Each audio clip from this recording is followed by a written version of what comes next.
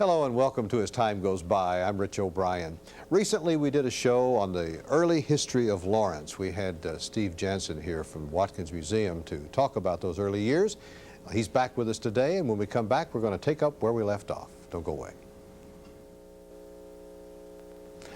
Welcome back. Steve Jansen is here, and I don't know anybody that knows any more about the history of that. There may be somebody, Steve, I don't know who it is. You've really got a grasp on the history of this city and this area, and all the way back to its beginnings. We left off the last show we were talking with you about the Athens of the West. Right. Where do we go from there?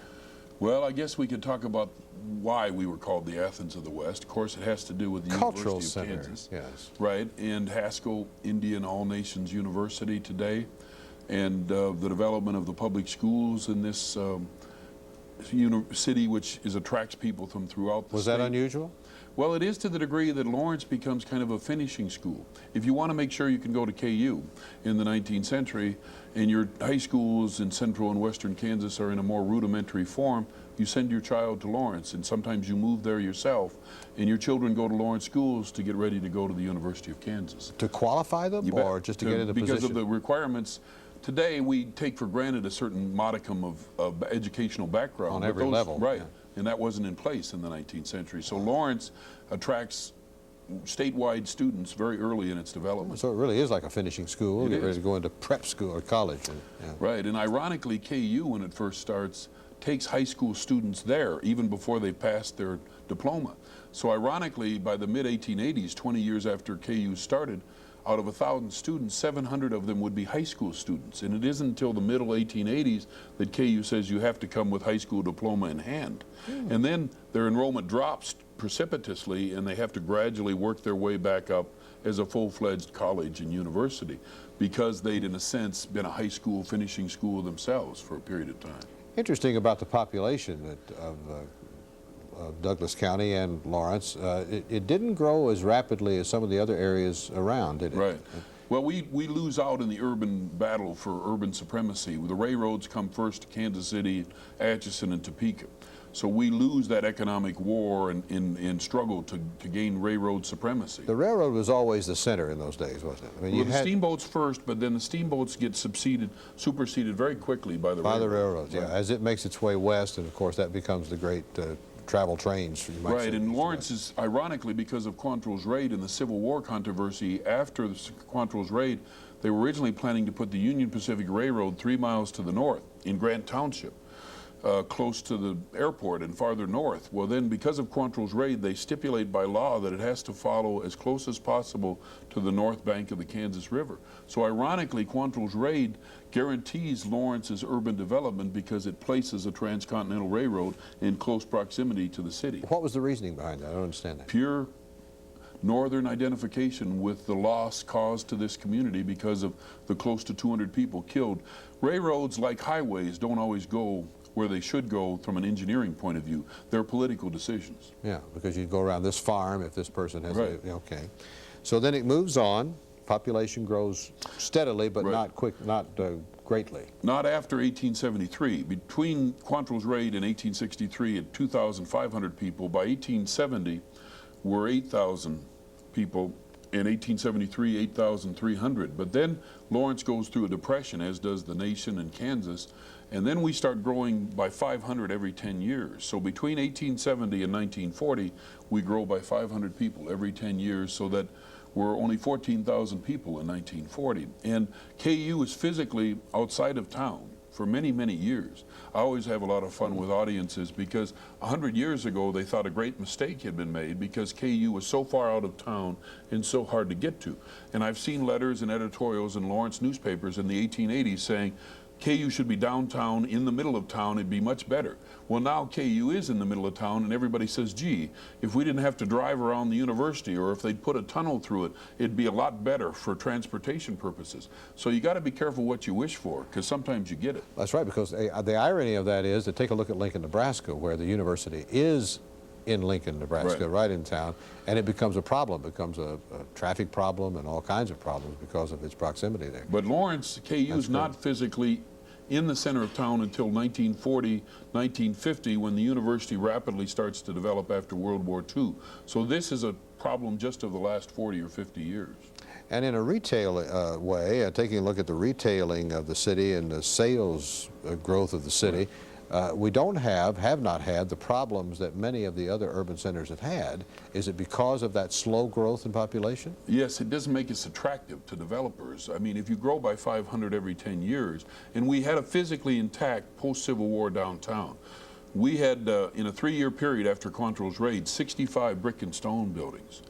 And if you go through our downtown Lawrence, it's a great sense of pride that we have in our community with our downtown. And it's very much of a post-Civil War downtown, built in this period of time between 1864 and 1873.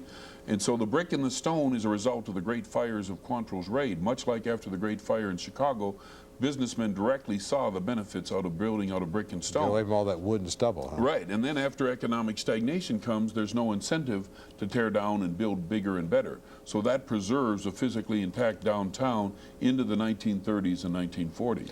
Now, I've been in Kansas about 10 years, and when I've come to Lawrence, it's looked pretty much as it looks today, as far as I can remember. Right. When did it begin to take on this really, I guess what people call a quaint look, you know, with all the growth and development of trees in the downtown area and so on? Well, the trees are slow to come by. I mean, it's like I say, the trees are something we very much associate. I always say today we look like the settlers from eastern North America thought we could look, full of trees and a rich river valley. But it didn't look that way, I'd say, till well after the turn of the century. It was pretty. Trees are a 30 to 40-year product. They're something we plant for future generations. We very seldom enjoy the benefits of them. And so it took a long time to create the environment, and parks now are a big part of our city. Well, when South Park was started, they used to grow hay on the west side to raise money to pay somebody to mow on the east side, and then eventually they built a bandstand. I mean, we today think of big steps. They took small, very small steps, especially in a community growing as slowly as Lawrence, to achieve many of the things we have today. Yeah, because the slow growth is determined by those small steps. I mean, if you had the big ones, obviously, yeah, okay. Well, and you also go ahead. I was going to ask, if you go back now to the post-Civil War days, what did then develop in Lawrence in terms of the economic system of the city? Well, you can take just the university? Well, no, and you can take it right across the bridges and see it, the dam. The dam was put in 1874, and first developer doesn't succeed at it, and he escapes and goes to California, but it's taken over by a man named James Gower, and his son-in-law, Justin DeWitt Bowersock, comes down to manage it in 1878, and he's a great source of what we today would call venture capital. He develops the flour mills, a paper company, which still operates today in our community. He operates several businesses. He operates an opera house. He owns a bank. And so he's a tremendous source of investment. And so Lawrence establishes a very modest industrial base, used the dam. See, today we have so many sources of energy, but they were looking very desperately for a source for energy to propel industrial development. Is that what it was? Is that what the development of the dam was primarily, just to set off the industry of the area? Right. It was, in a sense, it becomes our industrial park, what we would think of today, but it's based on the fact that they've harnessed the power of the dam. Now, the problem is the power is intermittent, the river's often low, they had to have steam engines to supplement it, but still the Bowersock family and the Bowersock Enterprises provide us with an industrial base. Plus, you have a level in 19th century America of, they made their own bicycles for a while. They had their own piano factory. They had their own dandelion tonic factory for patent medicines. So there's much more of a sense of regional industries. Today, we've pretty much distributed things on a national level, and supply and demand and on a national scale dictates. But in the 19th century, there were regional industries. What did bring that small, that limited growth to Lawrence then during those days after the Civil War and leading up to, say, World War I?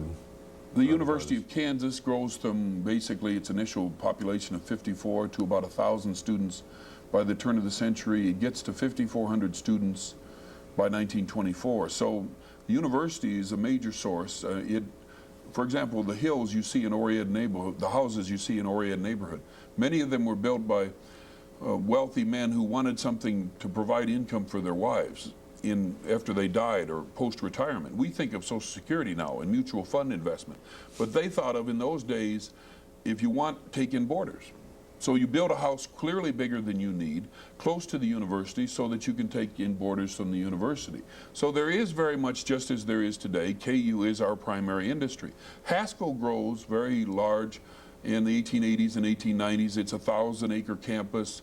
It employs a lot of people from Lawrence and Douglas County in its operations. So the educational institutions, it's not dynamic growth. It's not 2% growth a year like we have now, but it's stable economy.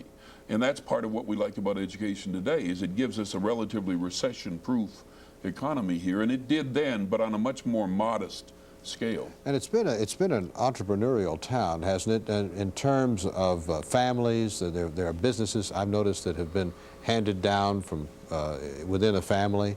In Lawrence, there's been an awful lot of that, hasn't there? Across right. I mean, one thinks of Ernst & Son hardware store, and I always take the school kids through Ernst & Son hardware store to see the old style of hardware stores with ladders and clerks behind counters. And then I take them through Mark's Jewelry, which has an elaborate set of counters and a sense of the past, because downtown Lawrence has a sense of physical intactness that is very appealing to us. We do have a vibrant, attractive downtown, but ironically, it has its modern character because of 70 or 80 years of economic stagnation. Yeah. You mean there were stores that had clerks behind counters? Yeah, I always have a lot of fun with that. Incredible. Because, you know, we talk about personal service today, but you go into those stores and there were 5 or 6 people behind the counters. We see 5 or 6 clerks. We think they're doing a shoplifting alert, you know, and we get nervous, you know, when there's that many people waiting to serve on us. But we've been trained. It started with Piggly Wiggly in 1917, and then with Sam Walton in the post-World War II era. We're of the help yourself variety. So merchandising, you go into Weaver's department store. We had an exhibit at the museum on Weaver's. Weaver's is the oldest continuously operating department store. It's had 5 owners since 1857. It's been at 2 different locations in downtown Lawrence, but it is now probably the oldest continuously operating department store in all of America. I still like it when somebody says to me, Steve, can I help you? You bet. I love it. We all do. And we're going to come back and talk about that and other things about the history and the growth of Lawrence right after this. Stay with us.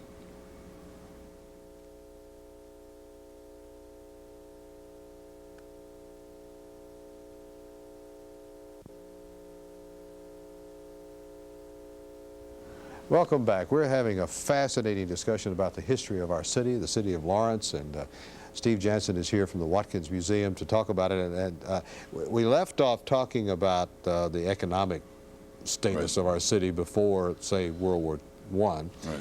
What about the politics of this town? Without getting too controversial, what was happening back in those days politically and ethnically as we grew? Well, politically, we're a rock-ribbed Republican town. In those days? In those days, well, actually, you can say up until 1950, but basically pre-World War I, we're definitely a rock-ribbed Republican town, and it grew out of the Republican Party in its association with the Free State and the Emancipation Proclamation. They used to have this phrase that Republican speakers would, quote, wave the bloody shirt.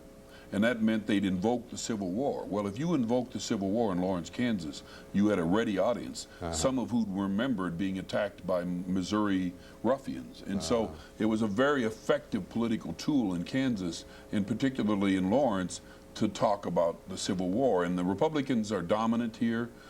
They dominate the city and county elections, and they would mention Democrats, but sort of as eccentrics and oddities, because they really didn't think that one should be of the party that they identified with the South, the party of treason. And that's the way it was? I mean, they see things, we see things today. I'm a product of the 60s. I see things through the Vietnam era, the Civil Rights era. They saw things, and their children, having heard the stories, saw things through the prism of the Civil War. And did they think in terms of, I mean, was there ever a Democrat elected in those days, or even There's no, in every gubernatorial, congressional, municipal, county election that I could check, between 1861, when we came into the Union, it wasn't until George Docking was elected governor in the mid-1950s that this city or county ever voted a Democratic majority. No kidding. But ironically, Frank McDonald from Douglas County gets George Docking to become a Democrat, so you can make a case that while we were the rock-ribbed Republican area, we're also the birthplace of the modern Democratic Party. But that's another story. A little contradiction there, but it's Right. the way things are. Right. Isn't it, in And life? politically, I guess the thing would be prohibition. Now, this is a particular thing that we still wrestle with today, but Kansas in 1880 has a tremendous movement led by Quaker women from Douglas County, particularly from Hesper in southeastern Douglas County, and the Lawrence, New England ladies that had, as early as 1857, crashed the whiskey barrels. They are attempting to control the cowboys and the violence they hear about in Dodge City and Abilene and Coffeyville, and so they pass a Prohibition Amendment in 1880, under which any consumption, production, distribution of alcohol by any means by private parties will be prohibition. Now that happens here in 1880. So Kansas has the noble experiment from 1880, and we really don't liberalize our liquor laws till the late 1940s. So that's a tremendous political issue.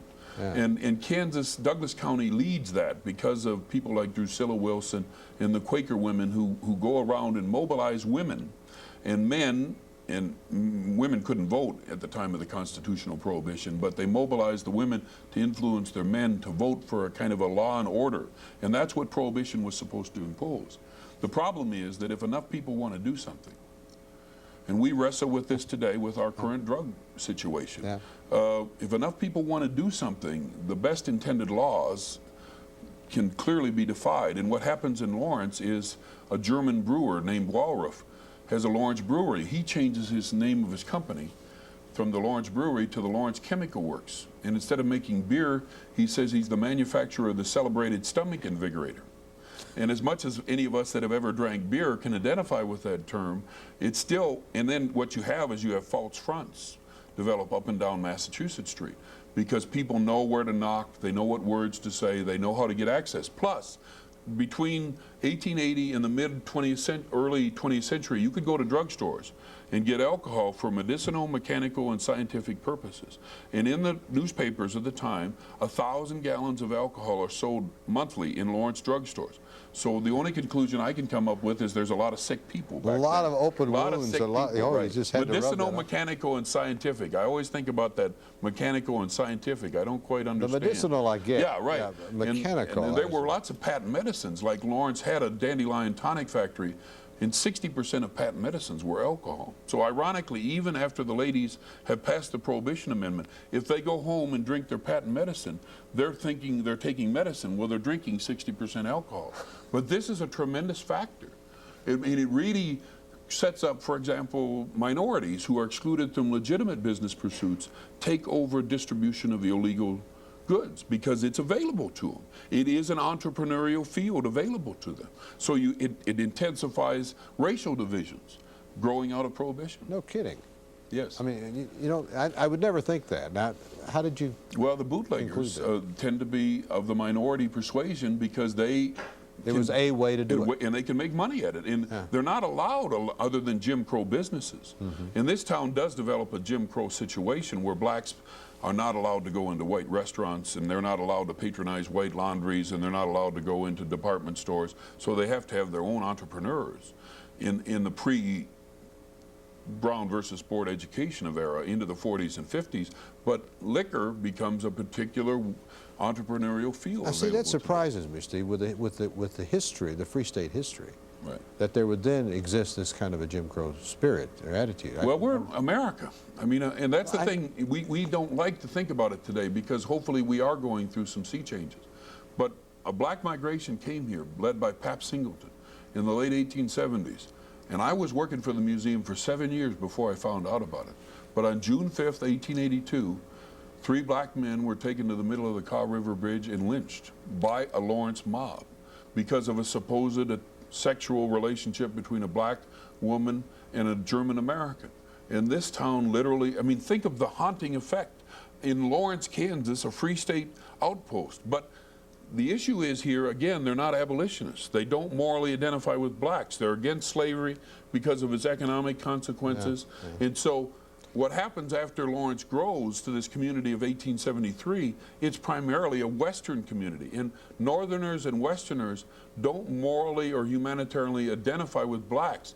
To give you an example, when the Vietnamese shrimp fishermen were brought into the Gulf Coast in Texas, into a depressed economy, what happened to them? Violence and tremendous outbreaks of resentment. Well, Lawrence is a depressed economy after 1873. So when 500 to 1,000 illiterate, relatively unskilled people are brought into your community, it intensifies already existing divisions. Because that's your base of operation. Right. Yeah. And see, the thing I believe about history is there's a tremendous tendency to romanticize the past. And we really do ourselves a disservice. They had problems, we have problems. Oh, yeah. If we really study and learn from their situations, then we have the ability to grow into, to adapt. And this is the case with ethnicity. Now, ethnicity involving blacks, that's one thing. Right. There's also a great history of Native Americans in this region. At Haskell, we're the oldest continuously operating non-reservation government boarding school started by Dudley Haskell. See, that's the reason that Lawrence is great this way. That's the reason Haskell Avenue doesn't intersect with Haskell Indian All Nations University. Anybody who's ever driven around in East Lawrence might have thought of that. Why do you take Leonard to Haskell University? Why wouldn't you take Haskell Avenue to Haskell University? Well, Haskell Avenue is named after John Dudley and Mary Elizabeth Haskell, whose parents, Franklin and Elmira, farmed a 160-acre farm in East Lawrence. But one of their sons, Dudley, was the chairman of the House Indian Affairs Committee. He helped Captain Richard Pratt start the first one in Carlisle, Pennsylvania. And 3 years later, they get $10,000 from local businessmen in the railroads, and they acquire this land 1.25 miles outside of town. That's how far out Haskell's campus was from the then Lawrence, 1.25 miles outside of town. So there really is no relationship to the street name then? It's named after a pioneer family, and a member of the pioneer family was the congressman who helped popularize Indian education. So there's that separation of generations in there, at least. Right. So what kind of an impact then did, in as much as there is that university still here and it's growing and developing, what kind of an impact did that part of our ethnic development have on the city of Lawrence? Well, I think a tremendous part. I mean, we've got to remember that the American... We've got to do this in a minute. The Indian policy up to this point was frankly very negative. They were still adversaries. So Indian education represents a new relationship, however paternalistic, however wrong for us today in the late 20th century, it represents a positive advent of a new relationship between whites and blacks. We wanted them to develop. We wanted them to develop to be like us. But at least they're going to be alive. And frankly, up to that point, the policy was more extermination than education. Still, even in those days. They were handing out smallpox vacuum blankets, and there was, I mean, Wounded Knee happens after the start of Haskell. That's true. So, I mean, it's a very revolutionary thing in its own way, Indian education.